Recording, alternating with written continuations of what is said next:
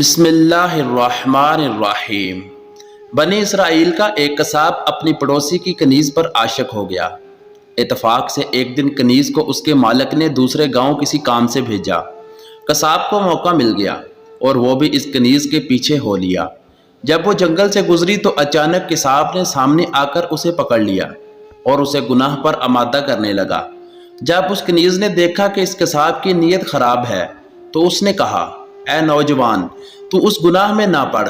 हकीकत ये है कि जितना तू मुझसे मोहब्बत करता है उससे कहीं ज़्यादा मैं तेरी मोहब्बत में गिरफ्तार हूँ। लेकिन मुझे अपने मालिक हकीकी अज़्ज़ व जल का खौफ इस गुनाह के इर्तिकाब से रोक रहा है। इस नेक सीरत और खौफ खुदा अज़्ज़ व जल रखने वाली कनीज़ की ज़बान से निकले हुए ये अल्फाज तासीर का तीर बनकर उस कसाब के दिल में पेवस्त हो गए और उसने कहा, जब तू अल्लाह अज़्ज़ व जल से इस कदर डर रही है तो मैं अपने पाक परवरदिगार अज़्ज़ व जल से क्यों न डरूं। मैं भी तो उसी मालिक अज़्ज़ व जल का बंदा हूँ। जा, तू बेखौफ होकर चली जा। इतना कहने के बाद उस कसाब ने अपने गुनाहों से सच्ची तौबा की और वापस पलट गया।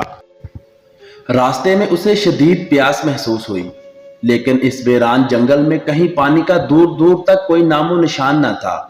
करीब था कि गर्मी और प्यास की शिद्दत से उसका दम निकल जाए। इतने में उसे उस जमाने के नबी का एक कासद मिला। जब उसने कसाब की ये हालत देखी तो पूछा, तुझे क्या परेशानी है? कसाब ने कहा, मुझे सख्त प्यास लगी है। ये सुनकर कासद ने कहा, हम दोनों मिलकर दुआ करते हैं कि अल्लाह अज़्ज़ व जल हम पर अपनी रहमत के बादल भेजे और हमें सैराब करे, यहाँ तक कि हम अपनी बस्ती में दाखिल हो जाएं। कसाब ने जब ये सुना तो कहने लगा, मेरे पास तो कोई ऐसा नेक अमल नहीं जिसका वसीला देकर मैं दुआ करूं। आप नेक शख्स हैं, आप ही दुआ फरमाएं। उस कासद ने कहा, ठीक है, मैं दुआ करता हूं, तुम आमीन कहना। फिर कासद ने दुआ करना शुरू की और वो कसाब आमीन कहता रहा। थोड़ी ही देर में बादल के एक टुकड़े ने इन दोनों को ढांप लिया और वो बादल का टुकड़ा इन पर साया फगन होकर इनके साथ साथ चलता रहा। जब वो दोनों बस्ती में पहुंचे तो कसाब अपने घर की जानब रवाना हुआ और वो कासद अपनी मंजिल की तरफ जाने लगा। बादल भी कसाब के साथ साथ रहा।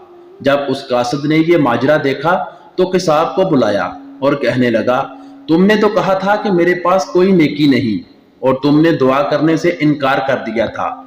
फिर मैंने दुआ की और तुम आमीन कहते रहे, लेकिन अब हाल ये है कि बादल तुम्हारे साथ हो लिया है और तुम्हारे सर पर साया फगन है।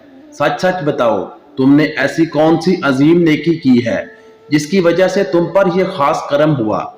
यह सुनकर कसाब ने अपना सारा वाकया सुनाया। इस पर उस कासद ने कहा, अल्लाह अज़्ज़ व जल की बारगाह में गुनाहों से तौबा करने वालों का जो मुकाम व मर्तबा है वो दूसरे लोगों का नहीं। बेशक गुनाह सरजद होना इंसान होने की दलील है, मगर इन पर तौबा कर लेना मोमन होने की निशानी है।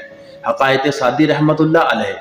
अगर आप मजीद इस तरह के सबक आमूज़ कहानियाँ और नावल पढ़ना चाहते हैं तो वर्ल्ड ऑफ इस्लाम चैनल को सब्सक्राइब करें ताकि आपको हमारी हर नई आने वाली वीडियो का नोटिफिकेशन मिलता रहे। जज़ाकल्लाहु खैर। अल्लाह ताला हम सबको अजर दे। दोस्तों के साथ शेयर लाजमी करें।